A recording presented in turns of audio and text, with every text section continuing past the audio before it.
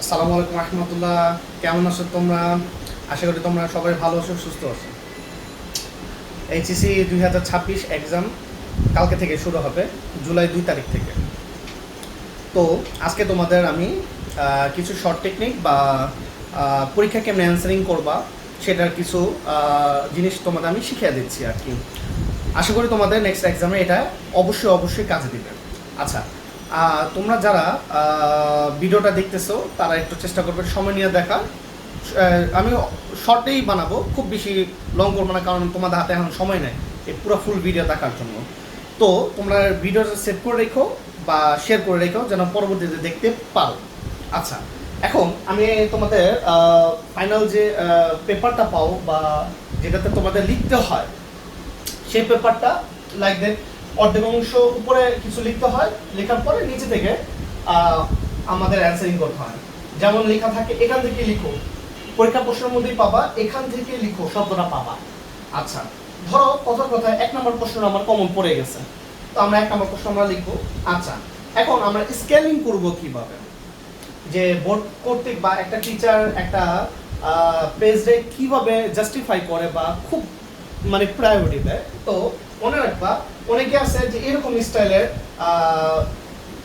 কি বলে জন্য যে স্কেলিং করে যে এরকম লাইক দ্যাট এরকম। তো তোমরা এই জিনিসটা অ্যাভয়েডিং করার চেষ্টা করো, ঠিক আছে? চেষ্টা করো যে স্কেলিংটা যেন এই অংশটা বাদ দিয়ে যে এভাবে হয়, যেন ধর এখান থেকে স্টার্টিং হলো এখানে শেষ হলো, এটা শেষ বর্ডারটা। এই যে দেখো এটা হলো শেষ বর্ডারটা, এটা হলো শেষ বর্ডারটা, ঠিক আছে? এটা ধরো পেজে শেষ অংশটা কি বুঝাইছে, ওটা তো বোর্ডের অংশটা, এটা শেষ অংশটা। আচ্ছা, এখন আসো যে আমরা অ্যান্সার করবো কিভাবে। ধরো কথার কথা আল্লাহ না করুক 1 নম্বর প্রশ্নটা আমাদের কমন পড়ে নাই, তো আমরা যে প্রশ্নটা কমন পড়বো সেই প্রশ্নটা আমরা লিখবো। আচ্ছা, তাহলে ধরো কথার কথা কি আরো 3 পড়ছে, 4 পড়ছে, 4ই পড়ছে, প্রথম প্রশ্ন তো লিখতেই হবে। আমরা লেখা স্টাডি করবো কিভাবে? ধরো এখান থেকে স্টাডি করলাম, বলছে বাংলাদেশের রাজধানী, আমি একটা লিখে দিই, একটা জাস্ট লেখা লিখছি, বাংলাদেশের রাজধানী ঢাকা। ধরো এই ধরনের একটা প্রশ্ন আমি উত্তর দিয়ে দিলাম, ঠিক আছে? ক নম্বর প্রশ্ন যত শর্ট পারবা তত শর্ট লিখবা, ঠিক আছে? এটা লং করার কোনো ওয়ে নেই। তারপরে 2 নম্বর প্রশ্নটা গ্যাপ দিবা হলো মিনিমাম 2 থেকে 3 আঙ্গুল। এই পেজে যদি পারো ওকে ফাইন, আর যদি না পারো নেক্সট পেজে চলে যাবা। তো একের আমি একটু গ্যাপিং দিয়ে লিখলাম, খ নাম্বার দিয়ে এরকম গোল দিয়ে দেবো, ঠিক আছে? তারপর একটা আন্ডারলাইনিং করবো, এটা তোমরা কালার পেন দিয়ে করতে পারো। তো বোর্ডে 2টা কালার অ্যাভেলেবেল আছে, যেমন একটা হইলো তোমার সবুজ আর একটা হইলো ব্লু কালার, ঠিক আছে? সবুজ এবং ব্লু কালার অ্যাভেলেবেল আছে। তো 2 নম্বর প্রশ্নটা লিখবো ঢাকার বাংলাদেশে সবচেয়ে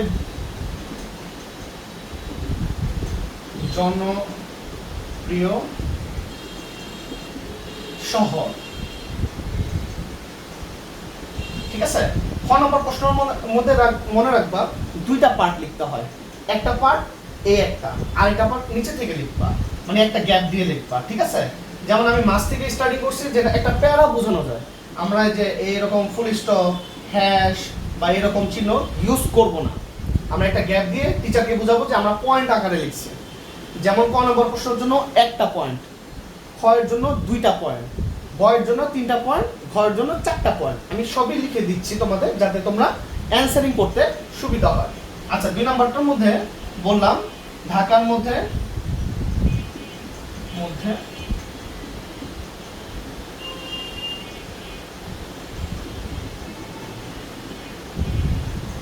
ঢাকার মধ্যে ব্যবসায়ের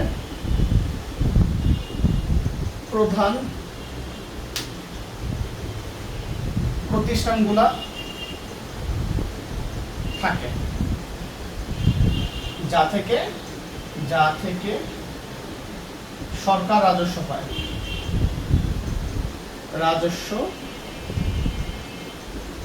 পায়, ওকে, আমার 2টা পয়েন্ট হয়ে গেল না? শেষ, লং করার দরকার নেই। মানে এটা সর্বোচ্চ লিখবা 5 লাইন সর্বোচ্চ, আর তারপরেও বেশি লিখতে মন চাইলে 6 লাইন লিখবা, কারণ ক্ষয়ের জন্য আমরা এত সময় ব্যবহার করতে পারবো না। তো আমরা শর্টের মধ্যে লিখবো কত 2 পয়েন্ট, ঠিক আছে, 5 থেকে 6 লাইন। এরপর আমরা খ শেষ হলো, এখন গ স্টাডি করবো। অনেকে বলে যে স্যার গ কতটুকু লিখবো? স্যার গ আপনি লিখবেন হলে আপনার টোটাল এক পেজে 12 লাইন লিখবেন, তারপরে পেজে আরো 5 লাইন লিখবেন বা 4 লাইন লিখবেন, তাহলে কত হলো 17 লাইন লিখবেন গড়ের জন্য। তো 17 লাইন যে লিখবেন স্যার, 17 লাইনের জন্য কতটুকু সময় আপনারা ইউজ করবেন একটা আপনাদের ক্যালকুলেশন বুঝিয়ে দিই। যেহেতু আপনাদের 7টা প্রশ্ন উত্তর দিতে হয়, তো প্রত্যেকটার জন্য আপনার 20 বা 21 মিনিট সর্বোচ্চ করে পাবেন। এখন 21 মিনিট বা 20 মিনিট হলে খয়ের জন্য 5 মিনিট, তো 16 মিনিট থাকে, 9 মিনিট হলো ঘরের জন্য, আর ঘরের জন্য 8 মিনিট, 7 মিনিট, এই ঠিক আছে। তো আপনারা এভাবে করে মেনটেন করে নেবেন। এখন গয়ের অ্যান্সারটা স্যার কয়টা পয়েন্ট লিখবো? এখান থেকে একটা পয়েন্ট স্টার্টিং হইলো, এখানে যা শেষ হলো, আবার এখান থেকে পয়েন্ট শেষ শুরু হইলো, আবার এখানে শেষ হইলো, আবার আরেকটা পয়েন্ট দিলেন মাঝখান থেকে, এখান থেকে স্টার্টিং হলো, এখানে শেষ হলো। 3টা পয়েন্ট লেখা হয়েছে না? এরপর লাস্টে লিখবেন কি, পরিশেষে বলা যায় যে, আপনার প্রশ্ন যেটা চাইছে সে অনুসারে পরিশেষে বলা যায় যে উদ্দীপক রিলেটেড, ঠিক আছে, এটা দিয়ে ফিনিশিং দিয়ে দিবেন। এখন আসে ঘয়ের ক্ষেত্রে। স্যার ঘয়ের জন্য আমরা কয়টা লিখবো? ঘয়ের জন্য আমরা 4টা পয়েন্ট লিখবো। তাহলে আমি এখান থেকে মুছে আরেকটা পয়েন্ট বানাই ফেলছি, যেমন এখানে একটা পয়েন্ট, এখান থেকে আরেকটা পয়েন্ট, আবার এখান থেকে আরেকটা পয়েন্ট, তাহলে কয়টা হলো 1 2 3 4টা পয়েন্ট। 4টা পয়েন্টের পরে আপনারা লিখবেন এখানে পরিশেষে বলা যায় যে, এরপরে বাকি অংশটা, ঠিক আছে। তাহলে আমাদের প্রথম প্রশ্ন উত্তর শেষ হয়ে গেল। এখন শেষ হওয়ার পরে আমাদের এরপরে কাজটা কি স্যার? এরপরে কাজটা হলো আপনারা যখন প্রথম প্রশ্নটা লিখবেন, আচ্ছা গত বলছি যে 12 লাইন আর 5 লাইন লিখবেন। ঘরের জন্য কত লিখবেন?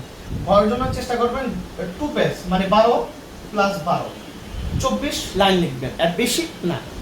এখন আমার যখন প্রথম প্রশ্নটা লেখা শেষ হয়ে যাবে, তখন দিব এই সমাপ্ত চিহ্নটা দিয়ে দিব, শেষ।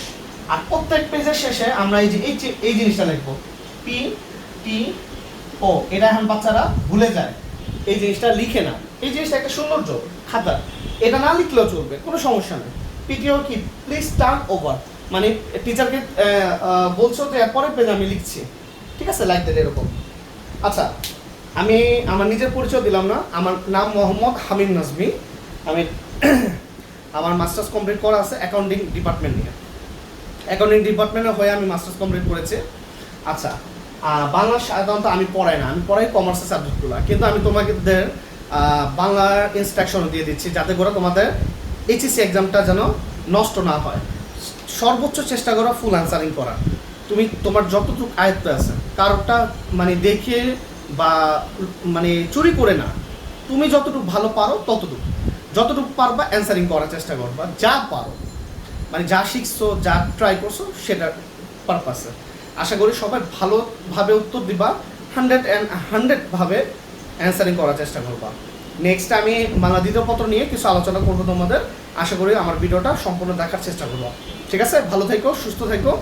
আর আরেকটা বিষয় আমি একটু শেষে আরেকটু বিষয় তোমাদের জানাই। অনেক আছে রেজিস্ট্রেশন প্লাস হলো এই তোমার রোল নাম্বারে ভুল করো। ধরো 21 34 50 তোমার রোল আছে, ঠিক আছে। এখানে তো আমাদের বৃত্ত ভরাট করতে হয়, তাই না? রেজিস্ট্রেশন মানে খাতার প্রথম পেজে। তো আমরা ফার্স্টে এই যে 2 এর ঘরে একটা দাগ দিব, এমনি করে দেখা যায়। দেখো আমি একটু সামনে এনে দিছি, দেখো 2 এর ঘরে এটা দিছি, 1 এর ঘরে এভাবে, 3 এর ঘরে এভাবে, 4 এর ঘরে এভাবে, 5 এর ঘরে এভাবে, 0 এর ঘরে এভাবে, ঠিক আছে। দেওয়ার পরে এই যে এরকম করে গোল বৃত্তটা ভরাট করে ফেলবা, এভাবে করে, তাইলে ভুল হওয়ার সম্ভাবনা নাই। যখন এগুলো দাগ দিবা অবশ্যই মিলিয়ে নিবা যে পয়েন্টের সাথে এগুলো ঠিকঠাক আছে কিনা। রেজিস্ট্রেশনটার ক্ষেত্রে তাই করবা। আচ্ছা, অনেক সময় রেজিস্ট্রেশনটার অক্ষর অনেক বেশি থাকে, সামনের দিক দিয়ে বেশি থাকে অক্ষরগুলো। যেমন তোমার এখানে আছে কটা, 6টা, দিয়ে দিলে 8টা ঘর, তো ওই জায়গার মধ্যে 0 0 মানে প্রেস করবা, অথবা টিচারকে জিজ্ঞেস করে নেবা যে এই 2 ঘর কি আমরা খালি রেখে দিব। অবশ্যই মনে রাখবা যে এক্সট্রা পেজ নিবা সেটার জন্য পয়েন্টটা ফিল আপ করবা। অনেক সময় এক্সট্রা পেজ মিসিং হয়ে যাওয়ার পসিবিলিটি থাকে। আর এক্সট্রা পেজের উপরের মধ্যে তোমার নাম, রোল নাম্বার এগুলো লিখে দিবা, যাতে করে কোনোভাবে ভুল হওয়ার সম্ভাবনা না থাকে। মনে রাখবা এইচএসসি এক্সাম এমন একটা এক্সাম যেটা তোমরা 12 বছর কষ্ট করো, ঠিক আছে? তো এমন কোনো কাজ করা যাবে না এইচএসসির মধ্যে যাতে করে তোমাদের পরীক্ষাটা নষ্ট হয়। তো আমি আমার ভিডিওটা অনেক বেশি লং করে ফেলছি, আমি তার জন্য দুঃখিত। আমি চেষ্টা করবো এর চেয়ে ছোটো ছোটো করে ভিডিও করা, ঠিক আছে? ভালো থাকবে তোমরা, আর সবাইকে all the best, full answer চাই।